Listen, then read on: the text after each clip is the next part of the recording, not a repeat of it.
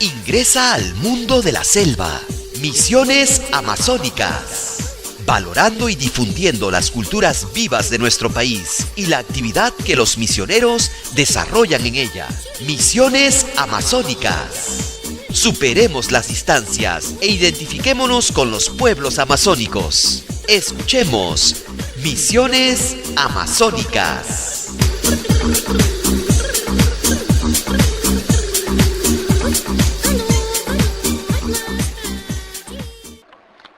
Bienvenidos y bienvenidas a Misiones Amazónicas. Como siempre, les saluda Mónica Villanueva y Javier García.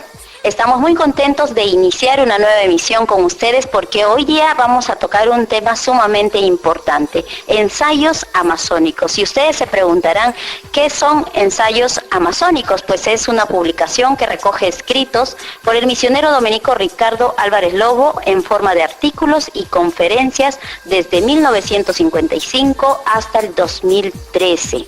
Así es, Mónica, aquí en Misiones Amazónicas, acompañando a los pueblos amazónicos, tenemos a uno verdadero y que, bueno, lamentablemente ya no está aquí con nosotros, pero que ha dejado una obra amplísima y muy interesante que queremos compartir con ustedes, además con un invitado especial que tenemos. Sí, el invitado especial que comenta Javier es Rafael Alonso Ordieres. Él es antropólogo y secretario ejecutivo del Centro Cultural José Pío Asa, quien nos va a ayudar a ampliar un poquito más este tema, porque es una gran obra bibliográfica que va a servir definitivamente de consulta para la investigación amazónica. Este libro además cuenta con 3 tomos, es un trabajo muy importante porque se ha logrado una recopilación de artículos desde los años 60. Los 3 volúmenes han sido editados por el Centro Cultural José Pío Asa y muestran también el interés antropológico que tuvo Ricardo Álvarez Lobo, quien además tiene una amplia mirada y muy personal que motiva muchas discusiones y muchos comentarios, pero que además nos deja grandes enseñanzas de vida, tanto para las personas que se dedican a ser misioneros, como a quienes están interesados en la cultura amazónica. Así es, y por eso en este momento queremos saludar en primer lugar a Radio Cepagua, porque es un lugar que justamente conocieron muchísimo al padre Ricardo Álvarez Lobo. Los Gines Piros, antes llamado Piros, tuvieron una relación muy cercana, además que este misionero estuvo muchos años trabajando para esta misión y por supuesto para otras etnias amazónicas importantes del sur amazónico. Así que saludamos a Radio Cepagua.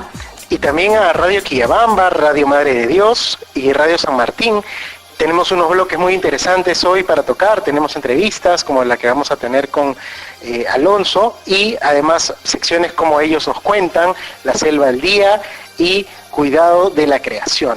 Recuerden que este programa tiene muchos bloques muy variados y con una temática social y también noticiosa. Así es, entonces hacemos una breve pausa y retornamos con la entrevista.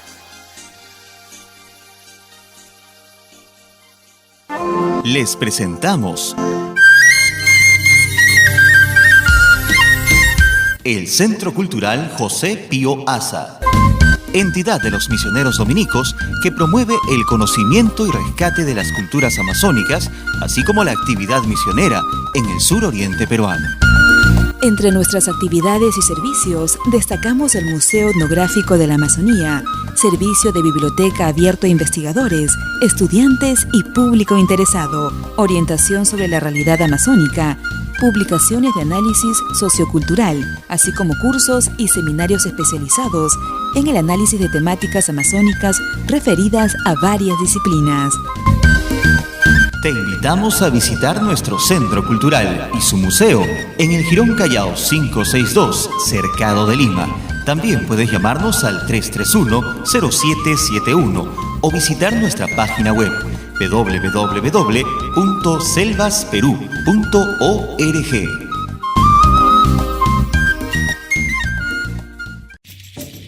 ¿Sabías que desde hace 100 años los misioneros realizan una intensa labor de evangelización y promoción social de las comunidades nativas amazónicas? Los misioneros dominicos te invitan a unirte en este compromiso a través de nuestra campaña de solidaridad amazónica en beneficio de las comunidades nativas más alejadas. Solidarízate con los pueblos amazónicos. Para cualquier consulta o información adicional, puedes comunicarte con nosotros al teléfono 331-0771 o visitar nuestra página web www.selvasperú.org. Sin solidaridad no existe posibilidad de crecimiento y desarrollo para los más necesitados.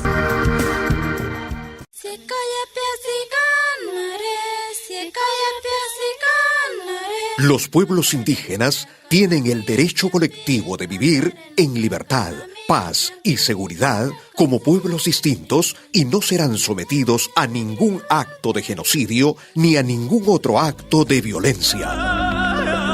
Declaración Universal de Derechos de los Pueblos Indígenas, artículo 7.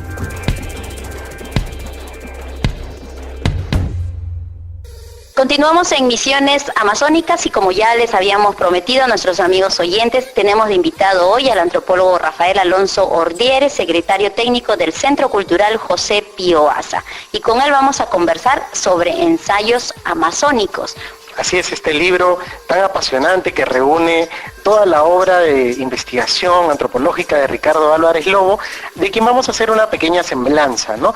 Ricardo Álvarez Lobo nació en Asturias, España, el 11 de enero de 1925, y fue el segundo hijo de Antonio y Manuela, el segundo de 9 hermanos, que con 19 años ingresó a la Orden de los Dominicos y se ordenó sacerdote el 23 de marzo de 1951. Ahí, a un año nomás, vino a Perú y se incorporó a la recién creada Misión El Rosario de Cepagua. Rafael Alonso, ¿cómo estás?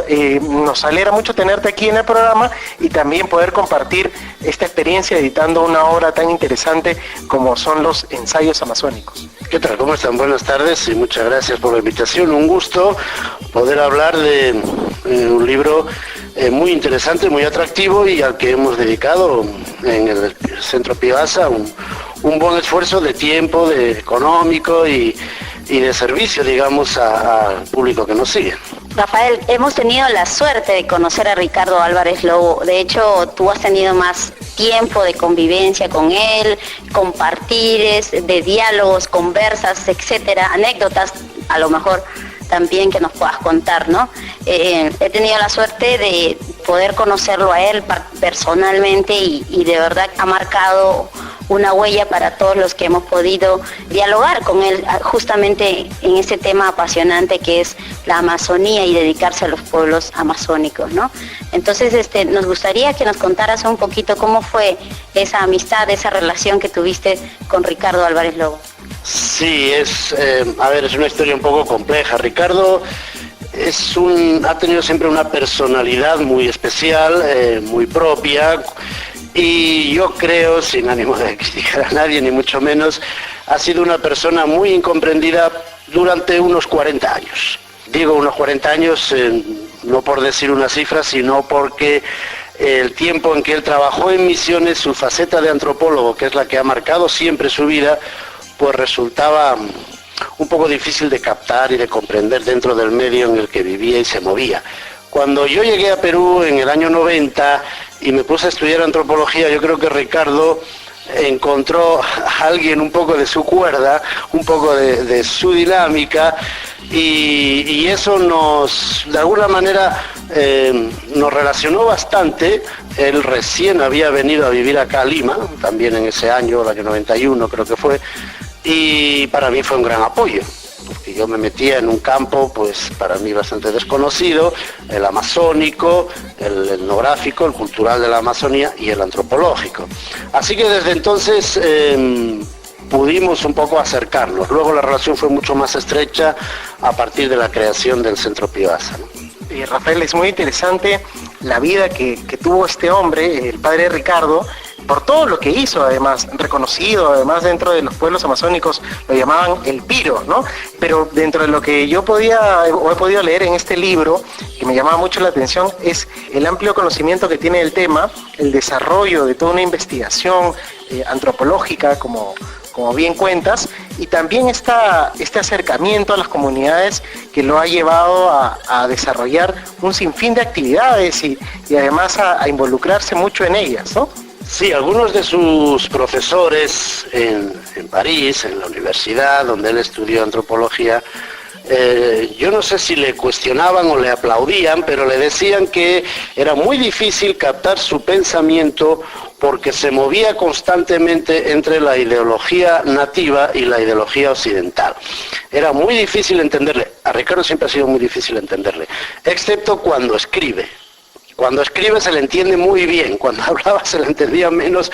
¿Por qué? Porque su forma de transmitir el pensamiento se movía siempre en una serie de parámetros muy resbaladizos entre la mentalidad nativa y la mentalidad occidental. Y eso sí, a veces que no lo entendíamos ninguno. Pero evidentemente cuando él lo escribía sí era capaz de estructurar su pensamiento, su ideología, su forma de analizar las cosas, y entonces sí, era mucho más fácil seguirle, ¿no? En ese sentido le pasó siempre eso, porque hay que tener en cuenta que cuando él estudia antropología, él ya llevaba como 15 años, más de 15 años, viviendo en la Amazonía, viviendo acá. Entonces, evidentemente, él ya llevaba detrás una experiencia y un trasfondo de conocimiento indígena muy, muy fuerte. Sí, me llamaba mucho la atención, además, el desempeño de actividades que tuvo, ¿no?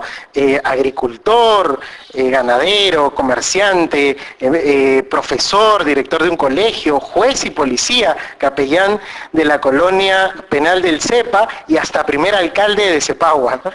Sí, era multifacético y creo que es propio de un misionero. Sí, efectivamente, quitándolo de alcalde, que eso sí es un poco una situación muy particular, en lo demás es lo que hace todo misionero, todas esas cosas. Evidentemente que tenga cerca un penal ya es algo un poco peculiar, como ocurre en Cepagua, que cerca estaba el penal del Cepa, pero todos los misioneros en Cepagua en algún momento eran también capellanes del penal.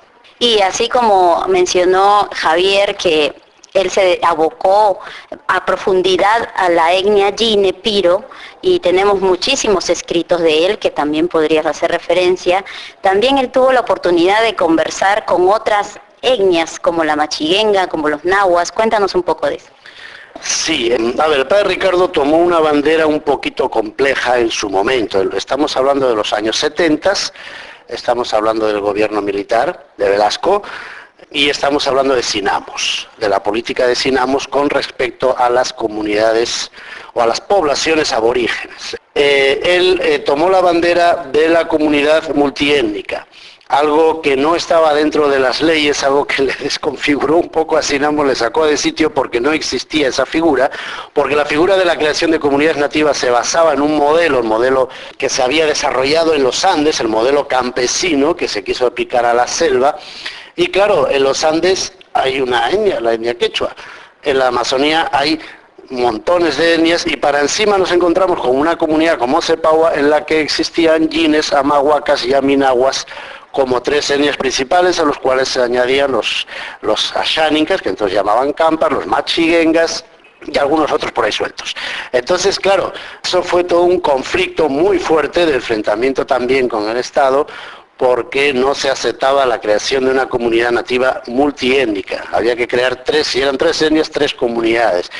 Y ese también es un reflejo de un tipo de mentalidad de las relaciones interétnicas que en ese momento el Estado no lo tenía. Rafael, gracias por todo lo que nos vienes comentando. Te invitamos a seguir todavía en nuestro programa de Misiones Amazónicas. Vamos a hacer una breve pausa y retornamos dentro de prontito.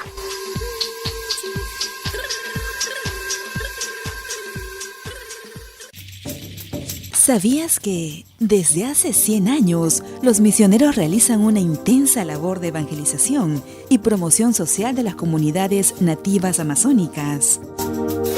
Los misioneros dominicos te invitan a unirte en este compromiso a través de nuestra campaña de solidaridad amazónica en beneficio de las comunidades nativas más alejadas. Solidarízate con los pueblos amazónicos.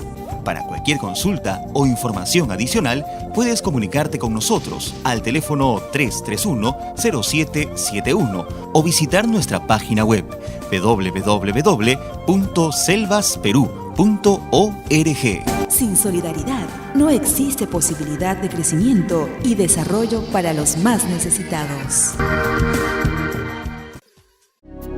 Un misionero que dejó huella. Un misionero que evangelizó en la selva del Perú. Padre José Álvarez, misionero dominico que fue llamado a Pactone por la etnia de los Amaracaeris y que significa papá anciano, papá bueno. Por su santidad y dedicación a los pueblos amazónicos se invita a la misa que se realiza para orar por su pronta beatificación. Todos los primeros miércoles de cada mes a las 6 de la tarde en la Basílica del Santuario de Santa Rosa, en la primera cuadra de la Avenida Tacna en el Centro Histórico de Lima. Ven y acompáñanos con tu familia y amistades para pedir por el siervo de Dios, el Padre José Álvarez Apactone, papá anciano, papá bueno.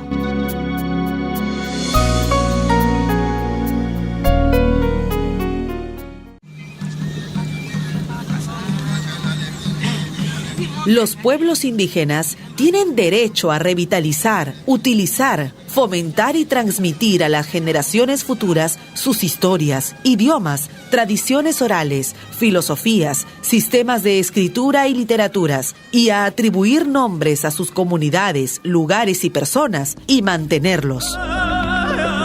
Declaración Universal de Derechos de los Pueblos Indígenas. Artículo 13.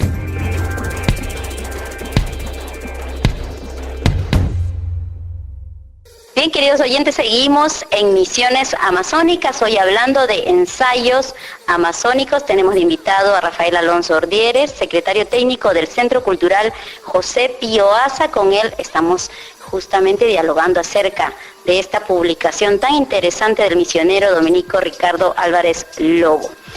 Rafael, cuéntanos un poco cómo se empezó a gestar esta importante obra bibliográfica que tiene 3 tomos. Sí, la idea originaria surgió como 2 años antes de que el padre Ricardo falleciera, a propósito de una conversación que tuvimos en la que yo le comenté: Ricardo, estás teniendo una enorme cantidad de artículos diseminados por todas partes, conferencias, ponencias, documentos que estaban en los archivos, etcétera, y creo que sería bueno sacar eso a la luz para que toda tu obra escrita esté en libros, recopilada, resumida en libros. Y le dije, además ya tengo hasta el título, Ensayos Amazónicos, le vamos a llamar. Y me dice, pues bueno, está muy bien la idea, pero vas a tener que esperar a que me muera, porque yo voy a seguir escribiendo hasta el día en que me muera. Y entonces yo ya no le dije más del asunto. Evidentemente el argumento era más que convincente, ¿no? Cuando falleció yo se lo dije, todavía antes incluso de su funeral, se lo dije al superior de los dominicos. Se lo dije, yo tengo esta idea, entonces pedí permiso para que me permitieran acceder a los discos de su computadora, donde tenía todos sus escritos, sus cosas, ¿no? Y efectivamente los dominicos me dieron todas las facilidades, no solo en eso, sino también en recoger sus escritos impresos en su habitación y demás. Y entonces a partir de ahí pues salió el compromiso con el superior, el padre Luis, de sacar unos libros que recojan sus escritos. Nosotros en un principio creíamos que él podría tener más escritos no publicados, inéditos, totalmente inéditos en sus archivos, en sus escritos, en su computadora, pero la verdad es que el padre Ricardo publicaba todo lo que escribía, del tipo que fuera, todo lo mandaba a publicar. Por lo tanto, fue muy poco lo que encontramos que no hubiera estado publicado en algún tipo de boletín. Puede ser el de los misioneros, puede ser el boletín de los que él publicaba, etcétera, etcétera, ¿no? Pero todos estaban de alguna manera escritos, menos algunos documentos que estaban en archivo. Por lo tanto, fue una idea gestada antes de que él falleciera, y era una idea que se caía por su propio peso, porque todo lo que él había escrito era una gran cantidad de libros, pero lo que él tiene en artículos cortos es también muy, muy interesante. Rafael, se nota además una gran vocación al respecto, ¿no? El padre Ricardo decía, la escritura es como un elemento sanador, ¿no? Algo que también podría remitirnos pues a la Biblia incluso, pero esa vocación se nota además en su ánimo para escribir este libro muy interesante, que han hecho un trabajo excelente, es una obra muy bien editada además, y que recoge también pues algunos testimonios de personas allegadas a él y que lo conocieron. Está el padre Jesús Díaz, Joaquín Barriales. Hay toda una cosmovisión también, está no quiero olvidarme, Monseñor Juan José Larrañeta, y hay toda una cosmovisión que está centrada en un título que quisiera que puedas comentarnos también, ¿no? Que es puntualmente de uno de los capítulos que se llama El otro es mi espejo, ¿no? Esta mirada que tenía además él y que ayuda a entender su acercamiento a las comunidades amazónicas. Sí, yendo a la primera parte, te puedo comentar como anécdota que 1 mes y medio, 2 meses antes de fallecer él, tuve la oportunidad, por suerte, por fortuna, de pasar una tarde con él en el hospital, en la clínica donde estaba internado, y no había nadie más. Y entonces aproveché para quedarme unas cuantas horas con él, porque yo luego tenía que hacer un viaje a México, al que él iba a venir y no pudo venir por su enfermedad. Y me quedé a conversar bastante rato con él, y él me decía que él iba a volver a la casa cuando le dieran el alta y se iba a encerrar en su cuarto, iba a dedicar lo que quedara de vida solo a escribir. No quería saber nada más del mundo. Para él escribir, es verdad, era todo un elemento sanador, ¿no? El concepto del otro es mi espejo lo desarrolla ampliamente en el libro que lleva ese título, El otro es mi espejo, y que son sus memorias, y que nosotros publicamos en el año 2012, y que tuvimos la suerte, la fortuna, el privilegio de convertir su presentación, la presentación del libro, en una especie de homenaje en vida al propio padre Ricardo. Un evento muy bonito que hicimos a comienzos del año 2013. Entonces, ese concepto aparece ahí bastante desarrollado en algunos de sus artículos. Los desarrolla a partir de sus encuentros con el pueblo nahua, que es un grupo que vive en una de las cabeceras de los ríos cercanos a Cepagua, es un grupo de la etnia Pano, y con el que él tuvo encuentros, era un grupo no contactado antiguamente, tuvo encuentros desde los años 80. Entonces, a partir de ese encuentro y con los amahuacas y yaminahuas del Mapuya y del Inú y otros afluentes del Bajo Urubamba, cerca a su confluencia con el Ucayali. A partir de esos encuentros, él desarrolla este concepto del otro en mi espejo, es decir, del reflejo de qué elementos comunes humanos, espirituales, culturales, antropológicos en definitiva, puede encontrar él no con otras culturas, sino con aquellos que viven en el estado más primitivo. Porque una cosa es que yo trate de verme reflejado en una cultura diferente a la mía, como puede ser la mahuaca, la guajún, la xánica, la shipibo, y otra cosa es qué elementos veo yo en común con aquel ser humano que vive en el estado más primitivo en el mejor sentido de la palabra, primigenio, ¿ok? Aquellos que no han tenido tanto desarrollo de contacto con otras culturas como la occidental, y que por lo tanto mantienen en un estilo más puro, entre comillas, su cultura, su vida cultural. Entonces, Ricardo busca ese reflejo en el hombre más primigenio. Digo, un poco para encontrar la esencia del ser humano, a ver si algo de esa esencia queda en él todavía, ¿no? Y él lo explica, por encima del ropaje de estudios, de ropa física, de culturas, de sociedades en las que vivimos, ¿qué nos queda de ese estado humano primigenio, primitivo en el mejor sentido, ¿no? Y ahí viene esa expresión, y eso está desarrollado en su libro que lleva ese título, sí. Y nos damos cuenta de ese acercamiento tan apasionante que él tenía hacia justamente todas las etnias con el que él ha tenido que compartir. Porque me ha sorprendido, yo no lo sabía, que dominaba el idioma Yine. Entonces es una forma también de identificarse con las personas de otra cultura, ¿no? El hecho de hablar su propio idioma. No sé si lo hablaba a la perfección, pero ya eso dice mucho.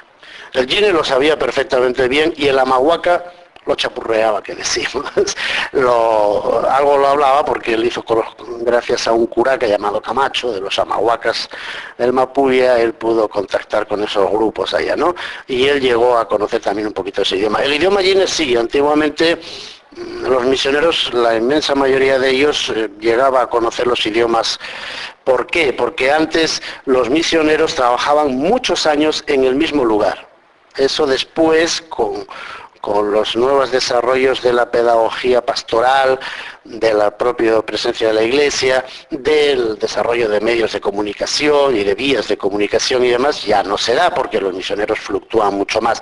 Pero antiguamente los misioneros, el padre Ricardo pasó 40 años en Cepagua, no sé, puedo mencionar al padre José Rodríguez, pasó más de 40 en Chirumbia. Era común a todos, a no ser que lo eligieran de superior o algo. El padre José Álvarez Apactone pasó todos los años que pudo con cada etnia y pasaba 20 años, todo lo que podía. Es decir, eso antes era común, era normal, y eso les permitía desarrollar el dominio del idioma. Claro, evidentemente eso les dio una ventaja enorme, una ventaja comparativa fundamental para el contacto y para el trabajo con esas poblaciones. Muy importante lo que nos cuentas, porque es un aporte lingüístico justamente de estas 3 horas que tenemos, que es una sola, ensayos amazónicos. Bueno, vamos a hacer una breve pausa y retornamos en Misiones Amazónicas.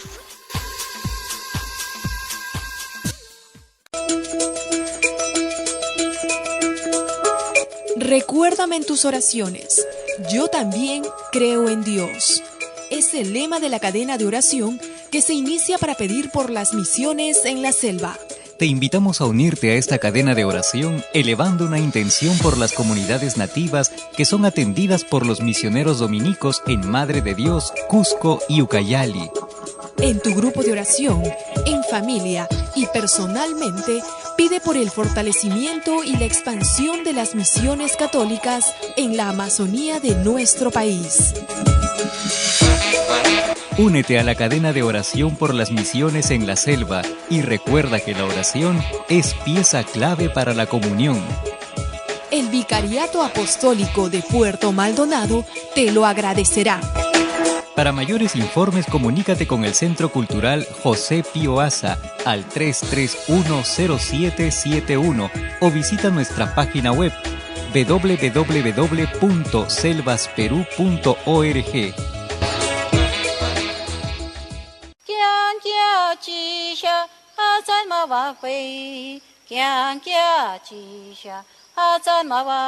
Los pueblos indígenas tienen derecho a establecer sus propios medios de información en sus propios idiomas y a acceder a todos los demás medios de información no indígenas sin discriminación alguna. Declaración Universal de Derechos de los Pueblos Indígenas, artículo 16.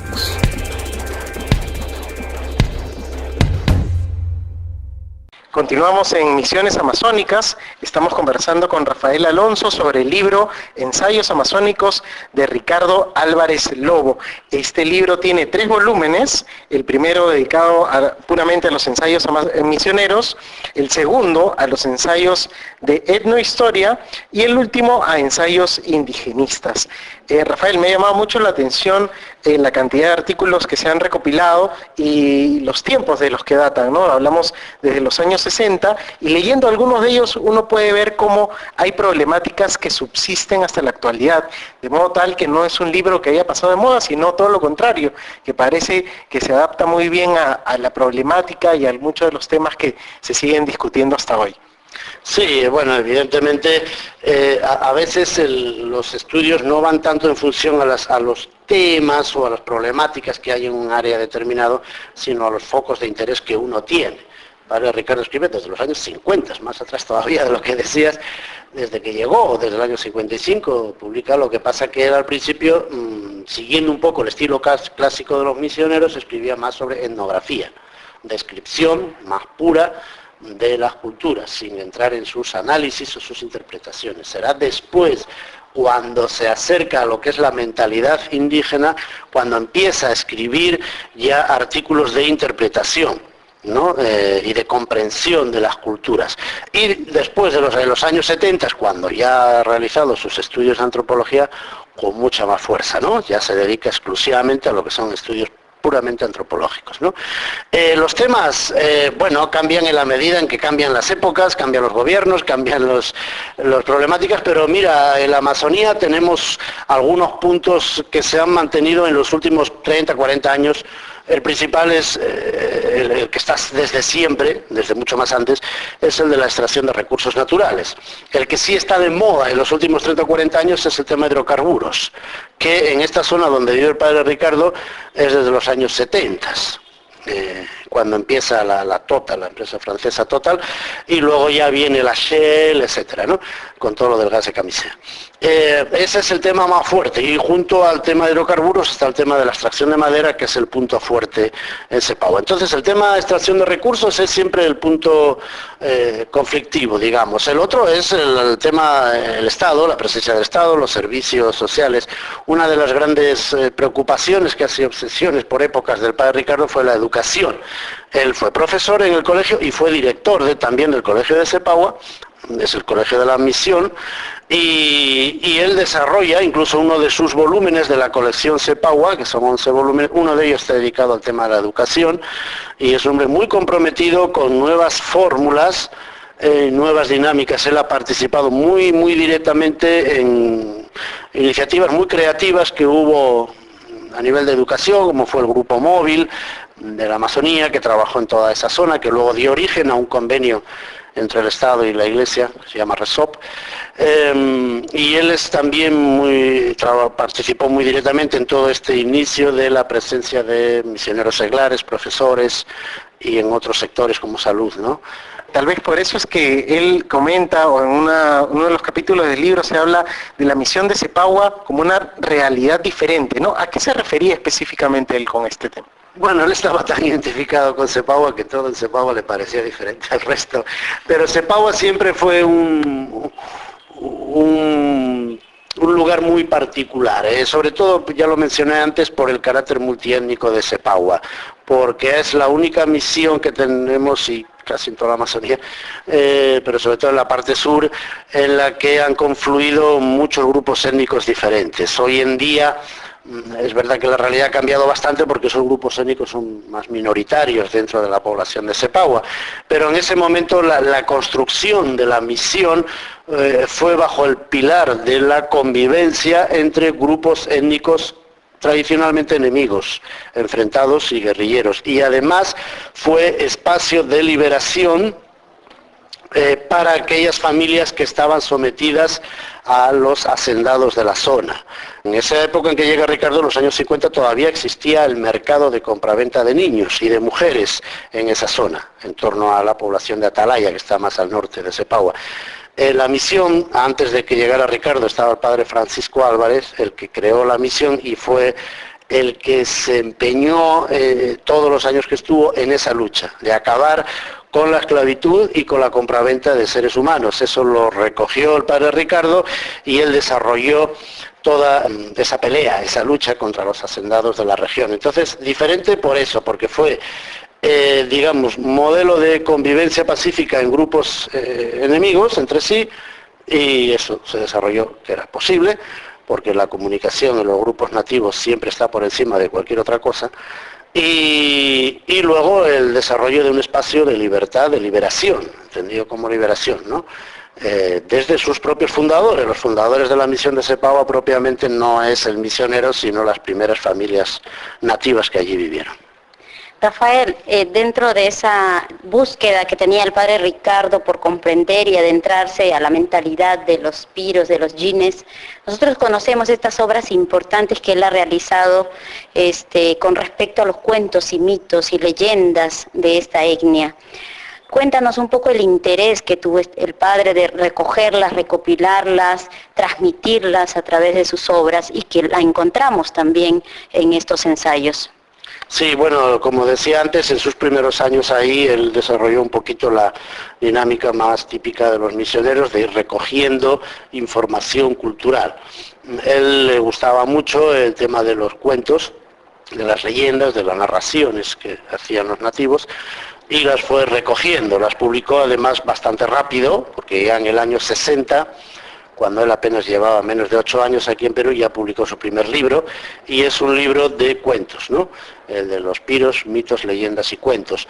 Tenía mucho interés. Luego ese interés se repotencia más cuando estudia antropología, porque él estudia en París, donde está en desarrollo lo que se llamaba la escuela estructuralista, que realizaba muchos de sus análisis en base a los mitos.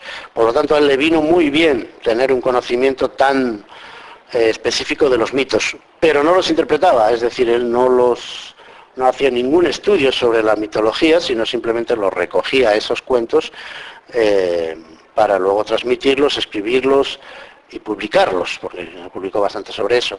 Entonces fue uno de sus temas preferidos, que luego ya quedó más marginal, ya quedó mucho más, digamos, apartado ese interés, cuando en las últimas 2 décadas en la Amazonía hay una mayor conflictividad social, política, legal, económica, etcétera, ¿no? Había una parte en el mismo tomo que hemos encontrado, en el tercer tomo, donde se habla de Pacífica, que ha sido una mujer anciana, fundadora de la misión de Cepagua, y se hacía referencia a una frase de hacer recordar los opuestos. Cuéntanos un poco a qué se refiere esto. Ya. Vamos a ver, en el tema Pacífica es una señora, fue fundadora de la misión de Cepagua, la primera, digamos, persona que con sus hijos, no tenía en ese momento esposo, llegó a la misión y buscó protección en la misión y se instaló allí. Era ya una persona mayor. Ricardo desarrolla, por un lado, una figura literaria que él utiliza en muchos de sus libros, también en otros libros, sobre todo en el del Otro es mi espejo, y en algunos artículos y demás, que consiste en establecer un diálogo hipotético con una persona nativa. Entonces él, como en su mentalidad se mueve entre lo nativo y lo occidental, puede hacerlo. O sea, él puede situarse en la mentalidad del nativo y puede situarse en la mentalidad del occidental. Él asume el papel de occidental y coge una figura de un nativo para desarrollar la mentalidad nativa. Y en base a esa figura literaria crea un diálogo intercultural. Eso lo hace con Pacífica, lo hace con Julio Urquía, lo hace con más gente. Eso es algo que desarrolla en muchas ocasiones. Con Pacífica lo hace en esos artículos. El desarrollo de los opuestos es algo bastante común en los grupos culturales, y no solo en los amazónicos, también hasta en el occidental. Es decir, es la definición de la identidad en base al criterio de oposición. Yo soy peruano y me defino como peruano en oposición a otros que no lo son. Como yo tengo una determinada comida, otros no la tienen. ¿No es cierto? Yo tengo una determinada forma de hablar, otros no la tienen. El criterio de oposición es uno de los criterios de identidad más común que existe en el mundo. ¿Okay? Yo desarrollo mi identidad en oposición a. Y por eso yo digo, mi comida es mejor que la de otro. No porque lo sea, porque para quien no sea ni peruano ni argentino, por ejemplo, por poner un ejemplo, si es árabe, su comida a lo mejor es la árabe, ¿no? Pero para mí mi comida, si yo tengo que resaltar que mi comida es mejor y es mi mejor elemento de identidad, ¿cómo lo desarrollo? Oponiéndome a otro, ¿no? Y estableciendo una superioridad, claro, porque si es mío es mejor, eso es lógico, ¿no? Entonces, ese criterio de oposición como construcción de identidad es algo muy común en cualquier grupo humano. Claro, en grupos humanos pequeños, reducidos y que tienen que convivir en espacios muy cercanos, como es el caso de la Amazonía, ese criterio es fortísimo. Está enormemente desarrollado, tanto que la mayoría de los nombres de los grupos nativos significa gente. Entonces, yo soy gente, el otro no lo es. Y los mitos se desarrollan en base a ese concepto. Entonces, ese es el criterio de oposición que él desarrolla, lo entendió muy bien desde el principio, y él lo desarrolla en boca de Pacífica. Muy interesante, Rafael. Bueno, el padre Ricardo escribe y publica desde 1953 hasta el año 2013, que es precisamente el año en el que fallece el 16 de mayo del 2013 a los 88 años, ¿no? Un dato que puede parecer interesante, un detalle muy importante es que sus restos permanecen en 2 localidades que fueron las más importantes de su vida, en Nembra, su pueblo natal, y en Cepagua, ¿no? La villa que él mismo construyó y de la que habla tanto en este libro y en tantos otros, ¿no? Hagamos una pequeña reseña de algunos de ellos. Tenemos el Catecismo Castellano Piro de 1959, el libro que mencionabas, Los Piros, Leyendas, Mitos, Cuentos de 1960, Hijos de Dioses de 1970, y una amplia obra que reseña y que comenta específicamente su paso por Cepagua, ¿no? Rafael, muchas gracias por haber estado con nosotros. Ha sido una ocasión invaluable para conocer más de este personaje y invitamos pues a nuestros oyentes también a adquirir esta obra, a poder consultarla cuando quieran, los ensayos amazónicos del padre Ricardo Álvarez Lobo. Así es, ¿dónde podemos encontrar las obras, Rafael? Sí, bueno, en el Centro Cultural José Pío Asa, en el centro de Lima, el Jirón Callao, cuadra 5, junto a la iglesia de Santa Rosa de Lima. Evidentemente nosotros también hacemos envíos a domicilio para aquellos que lo prefieran, pues no, si no pueden venir acá a comprarlos. Vendemos los volúmenes a 60 soles la unidad, pero quien quiera comprar la colección completa, reducimos el precio total a 150. Así que, bueno, de momento pues yo les invito porque es un libro de consulta extraordinario. Muchas gracias, Rafael, y también más información puede visitar la web www.selvasperú.org. En el enlace de publicaciones verán con detalle todo esto que nos acaba de mencionar Rafael. Vamos a hacer otra pausa en Misiones Amazónicas, terminamos esta parte de la entrevista y ya retornamos para la despedida.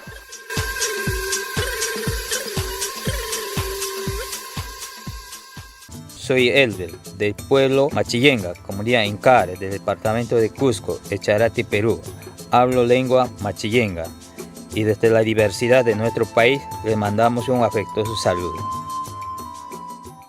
Nandi Elder, no pone Incareque, tira Cuscoca y Peroque, no anta ni aganchi. Namakaganda yanekmioka ni aganchi kametiria.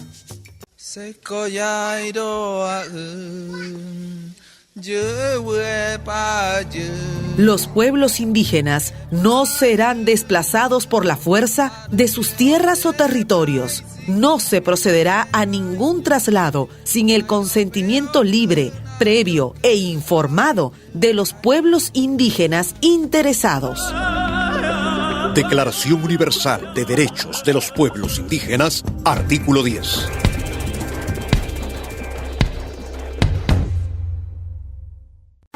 Les presentamos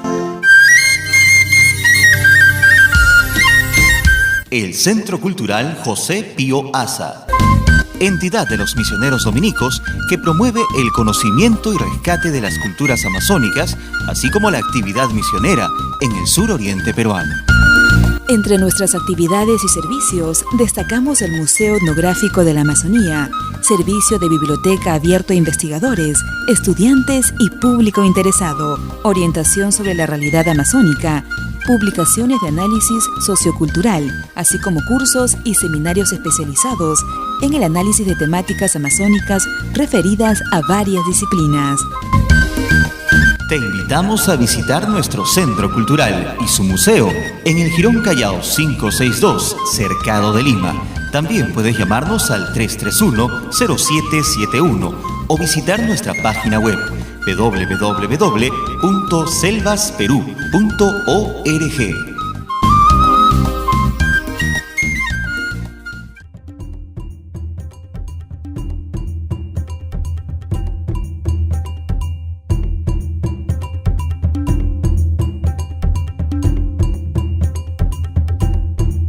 Ellos nos cuentan testimonios y experiencias de misioneros, laicos y especialistas en la Amazonía peruana.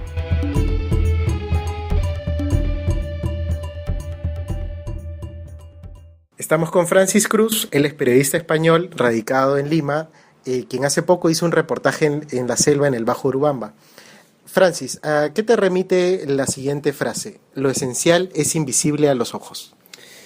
Hola Javier, ¿qué tal? Buenas tardes. Es un placer estar aquí con todos ustedes. Esta frase obviamente me remite al Principito, un cuento que leí de niño y que disfruté mucho y bueno, creo que la frase además de remitirte a la infancia, ¿no? Lo que hace es darte un claro mensaje que es, digamos que lo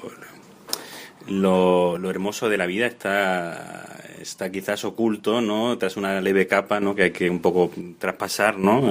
Y bueno, pero que está al alcance de todos, ¿no? Un mensaje de fe y alegría, ¿no? Podríamos decir, ¿no? Así, a son de pronto. ¿Y la frase somos todas las sangres?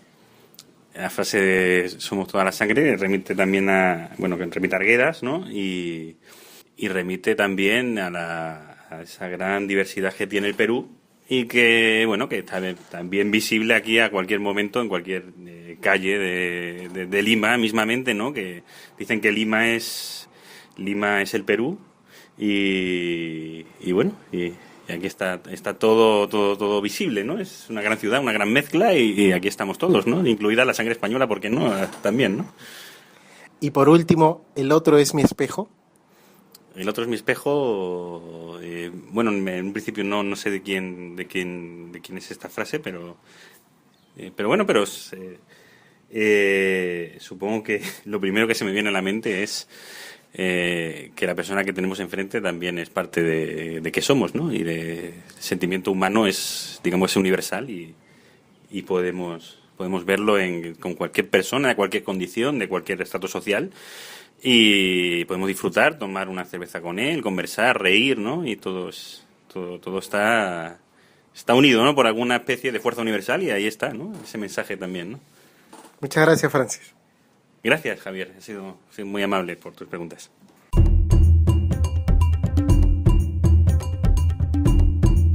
La Selva al Día. Información y actualidad de la región amazónica.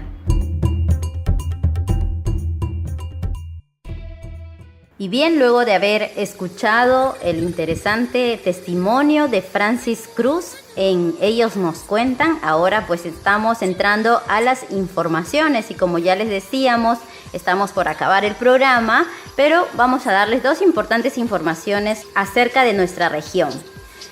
Con la intención de llevar un vacío de información pública respecto al reconocimiento y titulación de comunidades campesinas y comunidades nativas que existen en el país, el Instituto de Bien Común, IBC, y el Centro Peruano de Estudios Sociales, CEPES, publican información sistematizada de estas importantes organizaciones del mundo rural peruano. Es un directorio importante donde figuran todas las comunidades campesinas y nativas. Este es un esfuerzo que se pudo concretar a través del Sistema de Información sobre Comunidades Campesinas del Perú, SICAN, creado en el 2015 por el IBC, y el CEPES y el Sistema de Información sobre Comunidades Nativas de la Amazonía Peruana, SIGNA, creado en 1996 por el IBC también. Este trabajo llena un enorme vacío de información y cartografía nacional en las mentes de amplios sectores de la ciudadanía nacional al colocar en la agenda nacional a las comunidades del Perú que hasta la fecha son prácticamente invisibles. Así nos cuenta la fuente de información Servindi. Saludos a nuestros colegas de Servindi. Y bueno, también antes de pasar a otro tema, también las personas que estén interesadas en poder adquirir esta publicación, que es un directorio de comunidades campesinas y nativas, lo pueden descargar como PDF.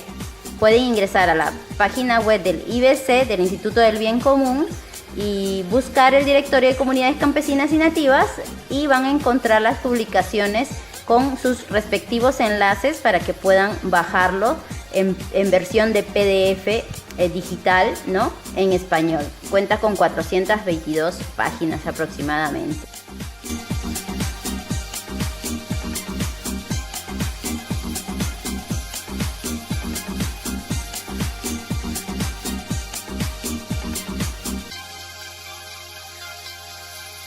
Y luego queríamos comentarle también que Quillabamba está de fiesta porque muy pronto se celebrará el Carnaval 2017, el 3, el 4 y el 5 de marzo. Estas fiestas se realizarán como siempre en la convención en Cusco, no solo en Vilcabamba, sino también en Quillabamba mismo. Por eso es que mencionamos y señalamos que se realizará estos carnavales en Quillabamba, en donde se van a celebrar muy bien estas fiestas de carnavales. La ciudad del eterno verano será quien acoja a todos los visitantes para unirse a estas fiestas. Así que ya saben, agéndenlos porque serán los días 3, 4 y 5 de marzo. La organización de estas fiestas para este año estará a cargo de la Oficina de Turismo de la Municipalidad Provincial de la Convención. Por lo pronto, se aprobó un presupuesto de 30.000 soles para realizar las actividades y también para las premiaciones de los concursos. Así que cada día va a haber algo diferente. Por ejemplo, el 3 de marzo, la noche de café, cacao y té convenciano en la Plaza de Armas de Quillabamba a partir de las 5 de la tarde. El día 4 de marzo a las 10 de la mañana se realizará en concurso de comparsas desde la Plaza de las Banderas hasta la Alameda Bolognesi, durante el cual se realizará la elección de la reina del carnaval, así como el concurso de carros alegóricos. Y el 5 de marzo las fiestas culminarán el domingo con el gran festejo con el concurso del puchero convenciano. Esto será el 5, no se olviden, en la misma Plaza de Quillabamba, Plaza de Armas, a partir de las 10 de la mañana. Así que agradecemos a nuestros amigos de Radio Quillabamba que nos pasaron esta información. Y con esto nos despedimos en Misiones Amazónicas. Ya no tenemos más tiempo, pero nos vamos a reencontrar la próxima semana, como siempre, a través de esta emisora. Un gran abrazo para todos nuestros oyentes.